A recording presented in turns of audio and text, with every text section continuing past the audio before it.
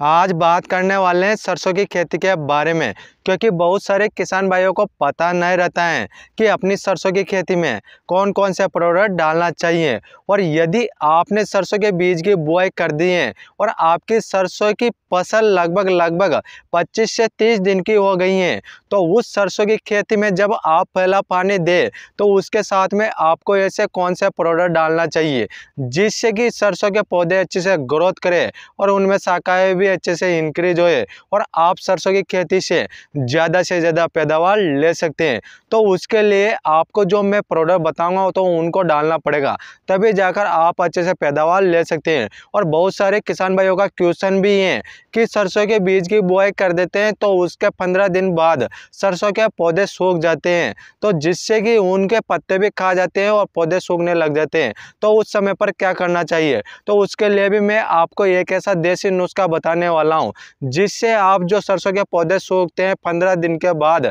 तो वह भी अच्छे से कंट्रोल कर सकते हैं। और सरसों की खेती में जब पानी पिलाते हैं पहला, तो उस समय पर आपको कौन कौन से प्रोडक्ट डालना चाहिए, तो वह भी मैं आपको इस वीडियो में बताने वाला हूं। आप सभी को यह वीडियो शुरू से लेकर लास्ट तक देखना है, तभी जाकर आप सभी अच्छे से समझकर जानकर तभी जाकर आप उन प्रोडक्टों को डाल पाएंगे। और आप सभी हमारे चैनल पर नए हैं तो आप सभी हमारे चैनल को जल्दी से सब्सक्राइब कर लीजिए, क्योंकि आप सभी को कोई पैसा नहीं लगता है हमारा चैनल सब्सक्राइब करने में, क्योंकि आपको हमारे चैनल के द्वारा अच्छी जानकारियां देखने को मिलती हैं जिससे कि आप अच्छे से जानकारियां लेकर अच्छे से खेती बाड़ी कर सकते हैं। तो अब बात करते हैं किसान भाइयों, आपकी सरसों के बीज की जब बुआई कर दी थी आपने और 15 दिन की हो गई है, तो उस समय पर सरसों के पौधे सूख रहे हैं, तो उस समय पर आपको किसान भाइयों जो भी गाँव से हैं, तो आपको चूल्हे की जो राख है तो आपको 20 किलो चूल्हे की राख लेना है और आपको सुबह के समय आपको वह राख आपको सरसों के खेत में डाल देना है। 1 एकड़ खेत में आपको 20 केजी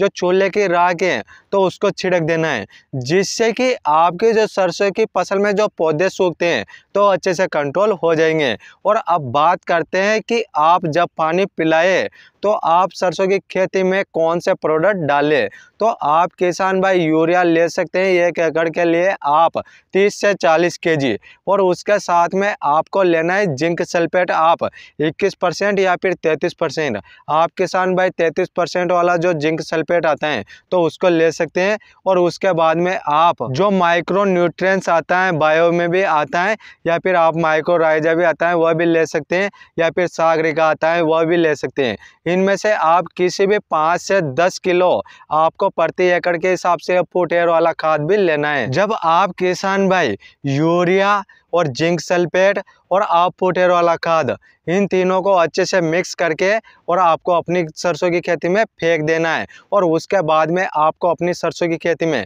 पहला पानी पिला देना है, जिससे कि पहला पानी पिलाने के बाद आपकी सरसों की खेती की जो ग्रोथ भी अच्छे से हो जाएगी और उनमें फुटेर भी अच्छे से होना शुरू हो जाएगा और आपके सरसों के पौधों को पोषक तत्व भी मिलना शुरू हो जाएगा, जिससे कि सरसों की खेती की बढ़वार अच्छे से होएगी। इस तरीके से आप किसान भाई अपनी सरसों की खेती में उन खादों को डाल सकते हैं और आप आगे जाकर सरसों की खेती से ज़्यादा पैदावार ले सकते हैं। क्योंकि बहुत सारे किसान भाइयों को मैंने देखा है जब सरसों की खेती में पहला पानी पिलाते हैं तो वह किसान भाई सिर्फ यूरिया को ही डालता है। यूरिया डालने से किसान भाइयों यह होता है कि आप सरसों की खेती की ग्रोथ बढ़वा सकते हैं, उससे ज़्यादा उत्पादन नहीं ले सकते हैं। आपकी सरसों की खेती में ग्रीन लेस आ जाएगा, यह यूरिया का काम है। तो उसके साथ में आपको न्यूट्रिएंट्स डालना पड़ेगा, बहुत सारे प्रोडक्ट डालना पड़ेगा, तभी जाकर आप सरसों की खेती से अच्छे से पैदावार ले पाएंगे। तो मैंने आपको सारा सब कुछ इस वीडियो में बता दिए हैं